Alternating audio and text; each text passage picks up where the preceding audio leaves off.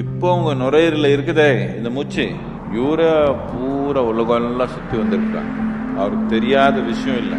இப்போ சயின்டிஸ்ட் எல்லாம் ப்ரூவ் பண்றாங்க என்னன்னா, தண்ணிக்கு காற்றுக்கு எல்லாமே ஞாபக சக்தி இருக்குதுன்னு சொல்றாங்க. இப்போ இந்த காற்று இது இப்படி தொட்டு போனா அதுக்கு இதோடைய தன்மை பத்தி ஞாபக சக்தி இருக்குது. இந்த காற்று எனக்குள்ள இப்படி போனா அவருக்கு இது பத்தி ஞாபக சக்தி இருக்குது. கொஞ்சம் யோசிச்சு பாருங்க.